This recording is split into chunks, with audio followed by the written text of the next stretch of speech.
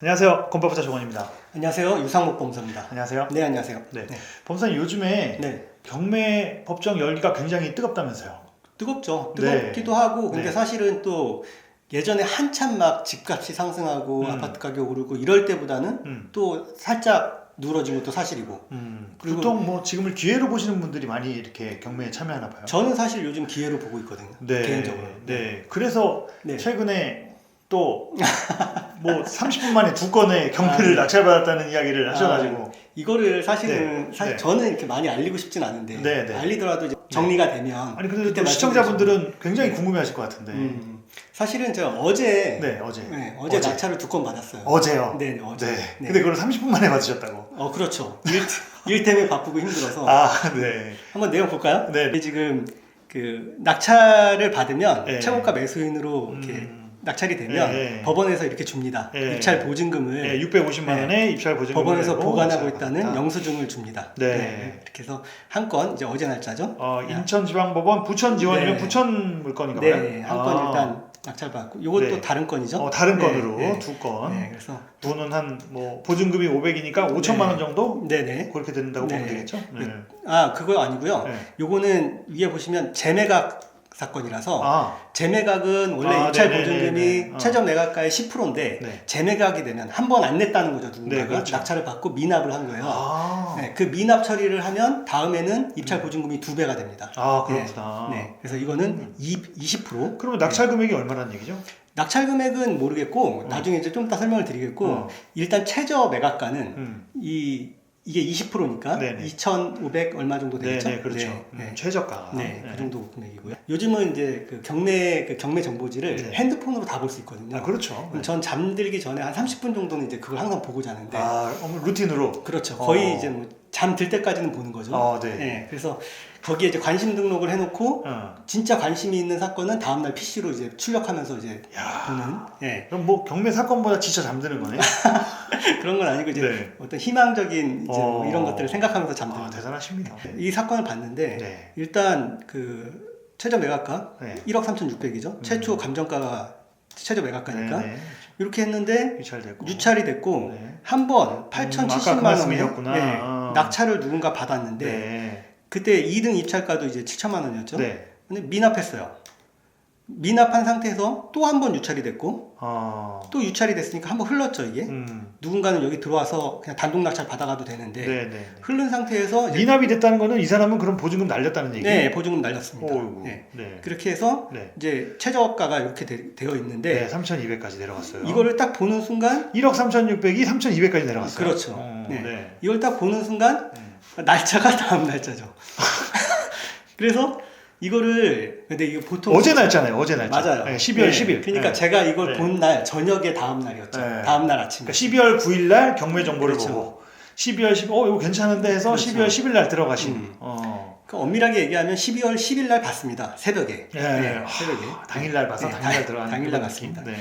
그렇게 해서 이 물건을 봤죠. 네. 뭐 물건 자세한 물건 분석은 여기서 좀 생략을 하고. 그렇죠. 그러니까 이거는 사실 이럴 수 있었던 거는 지역을 알고 네네. 또 내가 이 물건을 봤을 때 사업 컨셉이 이런 식으로 했으면 좋겠다. 뭐 그렇죠. 차익을 봤으면 좋겠다. 네. 단기 차익이다, 장기다. 이거는 뭐 말씀이 나와서 그런데 맞습니다. 어떤 거예요? 어떤 컨셉으로 생각을 한 거예요? 이거는 뭐냐면 지금 사실은 이렇게 그 주택 주거용이 아니라 사무소로 되어 있어요. 근린생활시설로. 그래서 이걸 사무소로 접근해서 풀 수 있는 사람만이 입찰할 수 있다. 그러니까요. 1억 3,600이 어떤 제한이 있는지는 아직 듣지 않았지만 그렇죠. 3,200대 그리고 실제 낙찰은 얼마에 아직 받았는지 모르겠지만 유찰이 많이 된 거 보면은 또 그랬던 이유가 있을 거예요. 그 이유가 이제 이런 이유가 되겠죠. 그래서 이걸 보고 바로 이제 권리 분석을 하죠. 네, 그렇죠. 말소 기준 권리, 소멸 기준, 근저당권의 임차인이 대항력이 있느냐 없느냐. 2012년도 근저당권이니까 전입신고가 2022년 됐네요. 그렇죠. 대항력은 없을 거고. 그렇죠. 이때 당시에 보증금이 7천만 원이었는데 뭐 전액은 최초 소액만 이제 우선 변제만 받겠네요. 대항력은 주장할 수 없으니까 그렇죠. 최우선 변제금만 최우선 아마 변제만. 배당이 되겠다. 그러면 권리사항 이상은 없다.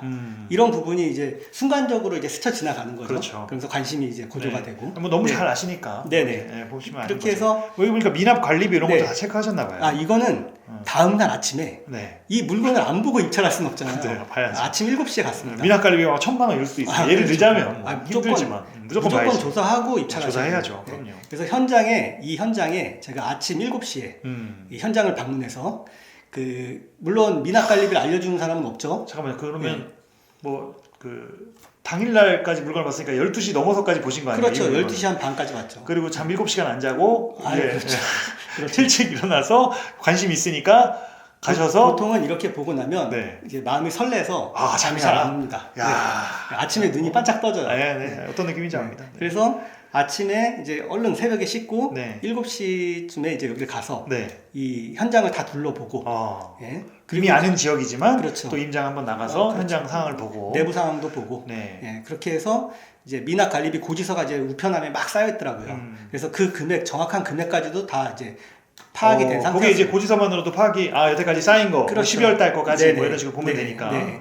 그렇게 해서 이제 미납 관리비가 얼마다 대략 하고 제 나름대로 이제 입찰가를 네. 어느 정도 기준을 정했죠. 네. 그래서 4,400에 들어가겠다. 네. 그 정도. 1억 3,600짜리를 4,400에. 그렇죠. 네. 그렇게 해서 이제 매각 물건 명세서 같은 것도 이제 다 봐야죠. 이건 어차피 경매 정보지에 나오는 거니까 네. 다시 한번 확인하고 네. 재매각 사건이다. 매수 보증금은 최저 매각 가격의 20%다. 뭐 이런 것들 내용 확인하고 네. 문제 없다. 이게 총 몇 건이었냐면 네. 이거 아까 좀 전에 보신 거랑 이건 다른 또 뭐죠? 물건이에요. 다른 건. 네, 같은 건물에 같은 건물에 다른 호수. 다른 호수. 네. 그래서 두 개를 받으신 그렇죠. 거구나. 네. 이 건물에 총 14개의 물건이 경매가 진행되고 있었고 네.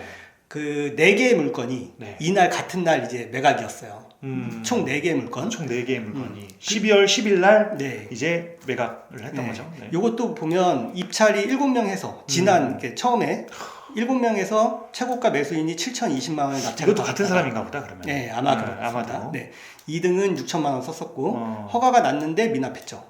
그리고 그 미납한 후에 한 번 더 유찰이 됐고 네. 지금 이제 2,520만 원에 최저 진행이 되고 있었죠. 네. 그래서 우리 법무사님은 3,400 여기 지금 네. 표시해놓은 거 여기다가 이것도 이제 낙찰 33% 정도 선에서 네, 기준을 이렇게 잡아서 이 정도면 요번에 한번 낙찰을 기대해 볼 수 있겠다. 왜냐하면 이미 유찰이 됐고 유찰이 된 상태에서 지금 이제 여러 가지 감안했을 때 많이 입찰이 들어오진 않겠다. 그래서 아까 네.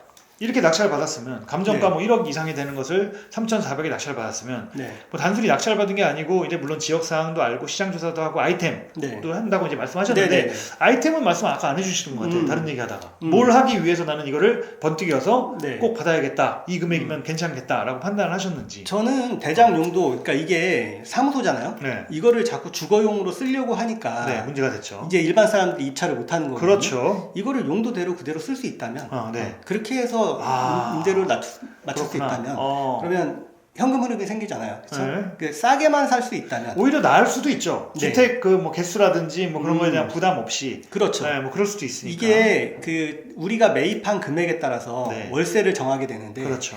저렴한 월세로 용도대로 그대로 사용을 해서 현금 흐름을 만든 상태에서 수익률만 제대로 나온다면 그렇죠. 주택을 보유해도 되는 게 아니고 주택을 보유하지 주택보다 않아도 낫지. 되니까 주택보다 낫지. 네, 다주택자는 또 이런 걸로 네, 수익을 그렇죠. 볼 수도 있죠. 뭐 그렇죠? 매력이 네. 있어 보이네요.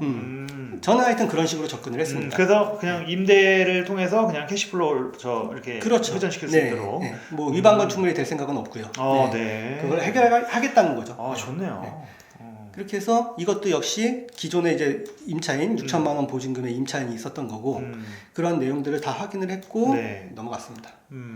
이거 자, 이게 뭐죠? 뭐냐면 이게 총 14개 물건이 지금 이제 진행이 된 거예요. 네. 이제 어제 날짜로 이 건물에 있는 14개의 경매 물건은 다 해결이 됐어요. 다 낙찰이 됐어요. 아마 지금까지는 나누어서 며칠 그렇죠, 며칠 그렇죠. 나누어서 이게 12월 보시면 10일은 뭐 4건이 있었고 네, 2024년 12월 30일 날 네. 총 4건 네. 이렇게 됐죠. 네. 그 중에 2건을 제가 받은 거고 2건은 아쉽게도 다른 분들이 받아갔습니다. 퍼센테이지가 보이네. 33%뭐 이렇게. 그래서 아까 제가 설명드린 대로 저는 이제 33%의 입찰가를 썼고요.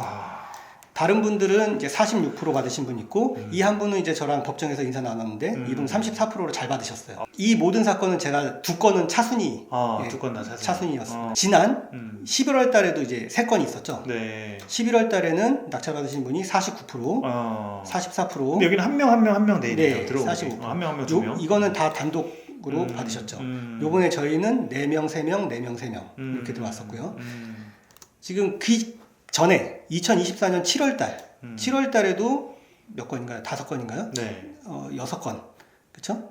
예, 7월 달에 6건. 6건이 네. 진행이 됐었고, 이때는 이제 좀 비싸게 좀 받으셨죠? 그럼 이때 관심을 안 가지셨던 이유는? 그거는 제가 좀 말씀드릴게요. 네.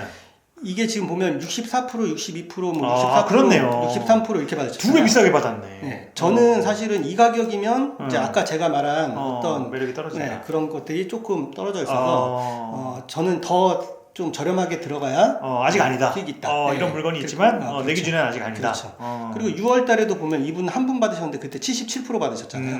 네. 8천만 원에 받았네요. 네. 그래서 이런 것들이 같은 물건인데 거의 비슷한 물건이거든요. 지금 다 14개가. 그런데 불구하고 이렇게 좀 가격 차이가 났다. 네, 이런 부분이 있는 거죠. 그날 또 이제 그 오전에 일이 없었던 게 아니라 부천 법원에 이제 뭐 등기 접수를 하러 가면서 접수를 하고 경매법정에 잠깐 갔죠. 갑자기 뭐 충동적으로 간 건 아니고 그렇죠. 그 지역을 알고 네. 확신이 있고 내가 이제 가격에 대한 확신과 그다음에 이 물건을 어떤 식으로 이렇게 상품화 시켜야 된다는 어떤 확신이 있으시니까. 그렇죠. 네. 근데 다만 판단하는 데는 정말 짧은 시간이 걸렸다. 그렇죠. 네. 하루도 안 되는 시간에 판단은 제가 보기에는 이걸 입찰해야 되겠다, 얼마에 입찰해야 되겠다, 뭐 이렇게 한 거는 1시간 정도. 전문가는 전문가. 11시 10분에 입찰 마감인데 네. 10시 45분에 법원에서 입찰표를 막 쓰기 시작했습니다. 그래서 이미 숫자는 내가 정해져 있으니까. 네. 또 그때 말씀하신 루틴, 뭐 사진 찍고, 그렇죠. 뭐 그렇죠. 10분 전에 한번 다시 확인하고. 솔직히 말씀드리는데 이번에는 제가 사진을 못 찍었어요. 왜냐하면 너무 너무 급해갖고 급하니까. 11시 10분 마감인데 11시 한 5분에 냈어요. 제가 제일 마지막으로 냈습니다. 45분에서 10분이니까 25분 만에 2건 받으셨네. 전문가시시고 뭐 지역 상황, 물건 상황에 대한 어떤 해박한 그 지식이 있는 상태에서 분석을 해서 판단한 거니까. 그러니까 절대 이렇게 하시면 안 되는데 되죠. 경매 입찰하시는 분들은 네. 금매랑 이제 금매보다 더 싸게 사겠다 해서 입찰하시는 분들이거든요. 대부분 그렇겠죠. 대부분 그래요. 네. 근데 제가 낙찰받은 금액을 보시면 이 지금 경매로 낙찰받으신 분들보다 훨씬 더 반값이에요. 경쟁력 있게 취득을 네. 했다. 네. 수익을 내는 건 얼마나 싸게 살 수 있느냐. 이건 한 가지 팁인데 제가 그동안 이제 경매를 하면서 개별 매각 결정이라고 해서 각 호수를 각각 물건 번호 달아서 이제 쭉 진행하는 걸 시리즈 물건이라고 하는데 이 시리즈 물건은 만약에 물건이 되게 좋아요. 인기가 좋고 그러면 회차를 거칠 때마다 사실은 입찰가가 조금씩 올라갑니다. 왜냐하면 지난 회차에 사람이 얼마에 받았는지를 내가 봤기 때문에 조금씩 입찰가를 높였어요. 그러니까 인기가 있으니까 그때보단 높게. 그래서 계속 뒤로 갈수록 높아져요. 근데 별로 인기가 없는 물건이야. 근데 시리즈 물건이면 사람들이 몇 명 입찰했는지를 알 수 있잖아요. 경쟁 숫자를 보면 되죠. 경쟁 숫자를 보면 다음에는 지난번보다 조금 더 싸게 쓸 수 있겠다라는 감이 오는 거죠. 감이 오는 그 느낌이 있는 거지. 그래서 이번에는 저는 지난번에 낙찰 수준과 입찰 인원을 계산했을 때 확실히 낮춰서 경쟁력을 확보하고 입찰하는 것도 괜찮겠다. 이런 게 실력이죠. 오늘 정말 재밌었어요. 저는 이제 그 경매 뭐 전문가는 아니기 때문에 시청자 여러분께 꼭 말씀드리고 싶은 거는 뭐 이걸 권장하는 건 아니고 이런 식의 업무를 권장하는 건 아니고 오히려 이렇게 하시면 안 돼요. 그리고 지역 전문가고 또 그 물건 분석이 확실히 돼 있는 상태에서 업무가 진행되었다는 점은 다시 한번 말씀을 드리고 이 뜨거운 경매 시장의 열기와 그리고 통찰력, 분석력 이거에 대해서 참 경의를 표하면서 오늘 방송은 여기서 마치도록 하죠. 알겠습니다. 네, 시청해 주셔서 감사합니다. 감사합니다.